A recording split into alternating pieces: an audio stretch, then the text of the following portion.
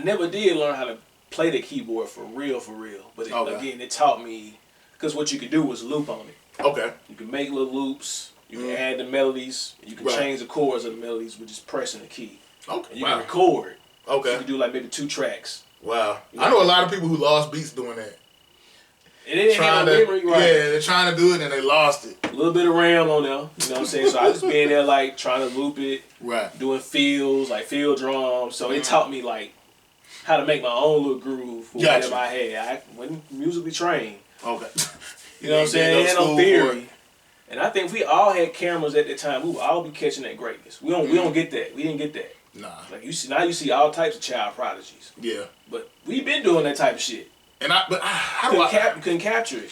Yeah, and my thing is that whole child, but the prodigious child, the childhood prodigy or whatever, precocious, not prodigious child, but precocious child. Like, I think it's kind of dangerous too, though. I think it is dangerous. Cause I feel like, I don't know. Sometimes I feel like they almost succumb to their own genius. Yeah, like later on in life, they already peaked. Yeah, the steps they missed. Right. You know what I'm saying? Like peaked too early. Yeah. Because sometimes I think there was a kid. I think he ended up going to Harvard. I can't remember. No. Perfect example. Teddy Kaczynski. Anybody wants to know Teddy? You know. I know. Yeah. For those that don't know, Teddy Kaczynski is a Unabomber. This dude was doing chaos mathematics, knot theory mathematics. All these really advanced level mathematics. Yeah, all these advanced things in mathematics before he was even 21. You know what I'm saying? And I believe at one point, the United States government actually tried to recruit him to make him a military strategist. Damn. But he declined it. He ended up becoming a professor at Cal Berkeley. But I don't know, what he did was wrong. Right. But I'm almost intrigued by him because it's like academically, you went to like the highest of the high. Yeah. You know what I'm saying? And sometimes I wonder, like within his brain chemistry, what did he see that made him so anti-government and what made him so paranoid? Because the boxes he was sending out were to like government figures. You know what I'm saying? A lot of people don't know that. Those weren't just random boxes he was, mailing to people to get blown up. But I was just saying he's an example of somebody who was just very special at a young age. Like, highly mathematically inclined, scientifically inclined. Right. Yeah, but like, just back to that, I was just saying, like, talking about the Unabomber? That's a good point, though. Like, so with that, doing the keyboard thing, like, just we were born in a dope era. Right. You know what I'm saying? Literally in a dope era. Like, both figuratively and literally. Like, I think we have one of the dopest eras of childhood, of adolescence, of coming of age. And that has a lot to do with our creativity. Right. If you notice now, a lot of millennials are in control of the image. Because they're in the boardrooms. We're the ones that's controlling shit. So you see a lot of that aesthetic coming back. Right. But I think there's a lot of nostalgia too. Right. But we're putting our own twist on it. You know what I mean? Like I call it retrofuturism. Like. Oh, okay. Man, need to coin that, bro. You know what I'm saying? But I think it's already a term. I looked it up. I was like, that's what I was thinking. Like it's a retrofuturism type. Like what we wanted to see in the '80s, but how we do it. How we would have. How we would have done it. You know what I mean? Put your own twist on it. That's how my sound is. Like, I grew up listening to Kenny G, Najee. Okay. Shout out to Najee. Phyllis Hyman. Anita Oh, Baker. really? Yeah, and my mom would play all that shit. She would listen to that, that was in the '80s. Right. Wow. So, Sade, that whole band. I'm glad you make that distinction because a lot of people think Sade is her. It's the band. Right. You know saying? Shout out to Sade. Yeah. So that type of music influenced Freddie Jackson. Okay. You know what I'm saying? Like all that shit, bro. So when you hear like my instrumentation, it's kind of based on that era, like the 808s. Right. The cowbells. A lot of folks don't like the cowbells, so I rock with it. It is what it is. I'm surprised you didn't mention Willie Hutch yet.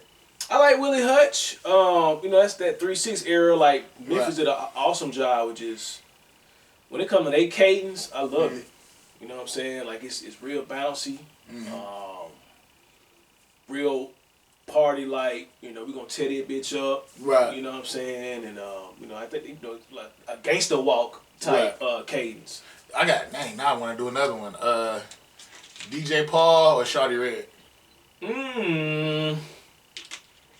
Why you do that to That's me? a tough one. That's a lot of smoke, man.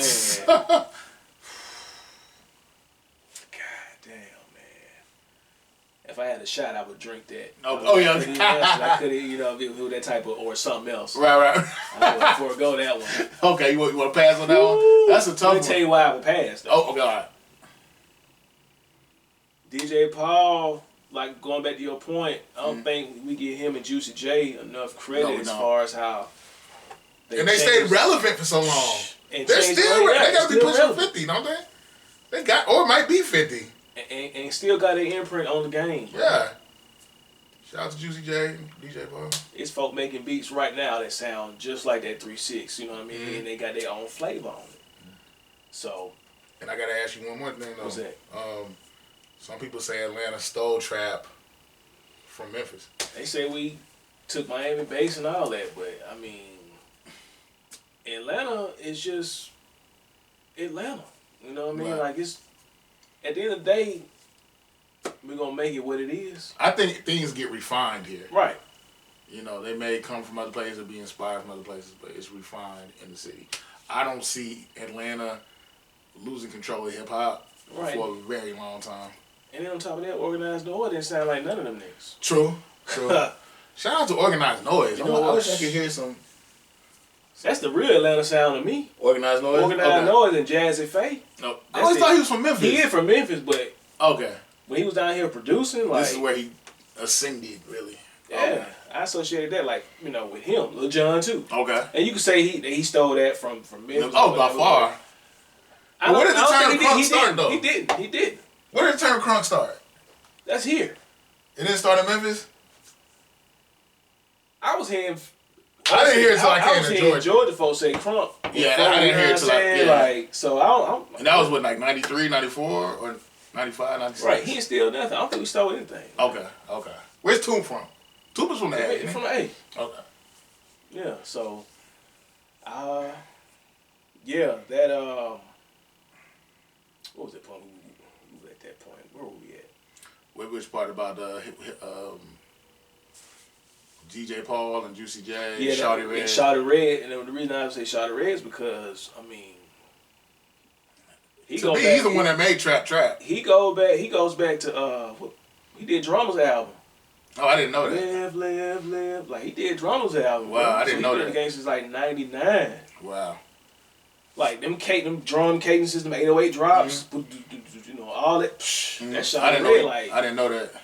Shawty Red, really, when it comes to that bouncy sound, that's not Memphis, but it's just a different feel. Shawty Red started that shit, bro. Right. Shout out to Shawty Red. Damn Shame, all that shit. Shawty Red ended up doing some stuff with Gucci, didn't he? Yeah, I think he did. Yeah. That Jeezy era, that was a different era. Insane. My God. Somebody was trying to tell me Jeezy didn't have as much of an influence as, say, like a 50 Cent. I disagree. No, Jeezy had a very far reach. Yeah, Jeezy had 05. That was all Jeezy. Yeah. That was his whole year. Yeah. Like, and then 08 when he came out with the Recession album, that was the Kanye song, like, yeah, Jeezy had a hell of a run. Yeah. So how do you feel about the current state of hip hop? I like it. Okay. I like it. I like when, I like what the young cats are doing. Like, I've been hearing some production from some cats that's not even out there like that. Like up and coming. Bro, they Sonics is on some other stuff, bro. Like, you can hear it in UK. It's not drill music, but it's like, and these cats in high school. Wow. Like, they they making some moves like in other areas. Right. Like they got some. I'm telling folks, man, they folks in their bedroom right now that can kill anybody when it comes to this production. Like, and you know why I think that is, though? I think it's because they have access. Like, it used to be you couldn't even go to a studio to record. Oh yeah, unless you were like put on. Now, like, we have access. You got access to all types of software. Yeah. You know what I mean? Like, shit, like I said, all I had was Fruity Loops at the time. So it was the like computer program. For those that don't know. Yeah, it's FL Studio now. Right, that's Nice Wonder made popular. Right. So I was trying to learn how to use that, but if you didn't have $2,000 for an MPC or a Rolling Phantom or a Triton, you stuck. You weren't making beats like that. You get Music Generator, or again FL Studio. That's what you're gonna get your chops in that. You know what I mean? As far as like learning how to produce. What about Logic? Do you use that? Oh yeah, Logic is fire. Like it's a good program. Okay. You know, I'm just I use Machine. That's the name of it? Machine. Yeah, Machine. So. I had an MPC. I had an MPC 1000. So I learned how to sample on there and chop up samples. You know what I mean? Then I moved on to the Machine. So bro, that sounds so serious. The Machine. The Machine. It's just, I love it. It's a hybrid, so I can chop things up. I can still have my pad and then still make my beats on the computer. Okay. You understand what I'm saying? And there's way more advanced technology now. Since then, we got people making beats from their phone. Right, but just for me, that workflow for me since 2011 just works better. Now let me play devil's advocate with you, man. Y'all not real musical geniuses. Y'all ain't playing no instruments. Y'all don't know the sounds. Y'all just taking stuff and formatting it. Y'all taking from a template and just formatting it. Then you do it. Right. That's it. You do it like it's there. Just like niggas who program. If I sat down and learned how to program, I can program too.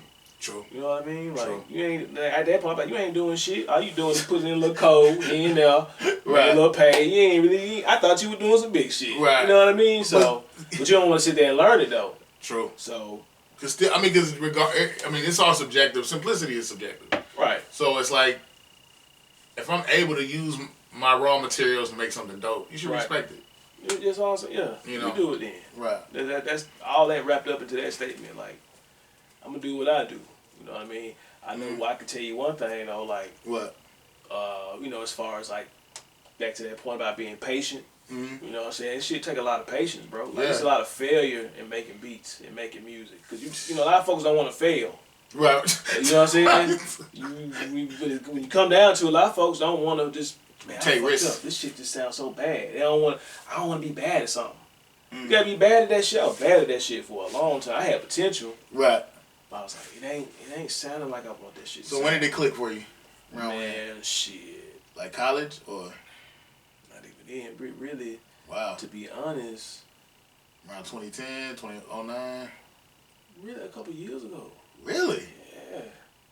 That's wild to me. 'Cause I think you've been making dope shit, but hey. But I had a certain standard in my head I was hearing. Okay. It was, and I was like, okay, it's getting there. You know what I mean? But now it's like, okay. It's there. I don't mind playing that shit at a drop of a dime. Okay. You know what I'm saying? I don't mind if you hear that shit. I don't mind if you don't like it. It's okay. Right. It's really a mind state. True. I can see Probably was dropping dope shit, but my mind state wasn't there. I was like, damn, that's real. You know what I mean? Like, so that's now real. I'm at a point like, it's art. Put the shit out there. Some folks gonna like the art. Some folks not gonna like it. And I remember, shout out to Honorable C Note. I had the pleasure of meeting with him, building with him, and he was telling me how, essentially, you do what you want to do with the art. Yeah. And you keep hitting it, keep dropping it, keep hitting people over the head with it. Oh, you don't like this? Bam. You don't like that? Bam. Just keep. Eventually, something's gonna shake. Right. So, shout out to C Note. Yeah, I agree 100%. Like, some folks gonna click with it, some folks not gonna click with it. Right. And that's okay. Everybody got a lane. Everybody got a lane, bro. Like, and everybody ain't gonna catch on. Yeah, some people catch on later. Yeah. That's true. And some people don't want to catch on until they see other folks catch on. A lot of folks out here followers. Yeah. And I don't think that's a bad thing. If you know how to follow. I think you should follow in some situations. You don't quite know what's going on, but that's if true. you see a lane you could take and you feel like you can lead it, then lead it. Goddamn. That's right. What I mean? Shit, that's how I feel. My only, and you just gave me a different perspective on being a follower. I never thought about that. Yeah. So shout out to you. I guess my only issue with being a follower is to the point where you become alienated from yourself. Right. And you just, with everybody else. But at some point you have to believe in the spirit within you, the creativity within you, and do something. You know what I'm saying? Right. But that's easier said than done. I feel like because the real followers, they're going to eventually branch off and do their own thing anyway. Gotcha. And that's what the leader wants you to do. Yeah. I don't want you to follow me forever. Right. Learn the game and then do it your way. Yeah. You make leaders.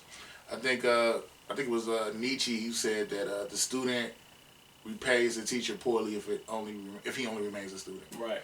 So something like that. Shout out to Nietzsche. So in closing, anything else you want to say? Man, I didn't want to say, man, don't give up on whatever you want to do, man. Like, I know that sounds so cliche, man. We've been hearing that shit since we was kids. Bucket. Remember Bucket? What? You used to go to Pizza Hut with 1,000 stickers. Hell yeah, man. You know, you read about 1,000 books and they give you this little small right pizza. Right. So, I mean, I just feel like, don't give up on, because this society is designed to crush you by the time you turn a certain age, to subdue your imagination. And I don't mean through the school system. I think we put too much on the school system. That's another conversation. Yeah, I kind of want to hear you talk about. We'll talk about it another time. I don't mind doing 2 episodes. Okay, yeah. You welcome to the Dogon whenever, bro. You know what I'm saying? If you got time, we can wrap this up. Then we can do the other one. I don't mind.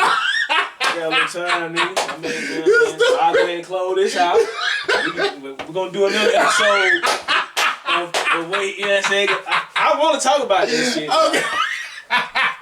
You know what I'm saying? Okay. Well, I'm ready to go. Yeah. All right. Well, on that note, I ain't never did this before. Okay, so shout out to homie Franco. Anything you want to say? Yeah. So like I said, don't give up on what you want to do in life. That don't mean handle your business. In other areas and other facets, but society is designed to chop shit down. Right.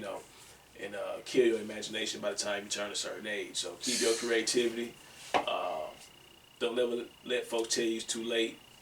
People put a premium on youth, but I think it's a even bigger premium on our age right now.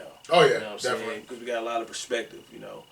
And you a late bloomer, man. Be proud of that shit. Own that shit. I want to do a top 40 over 40 list.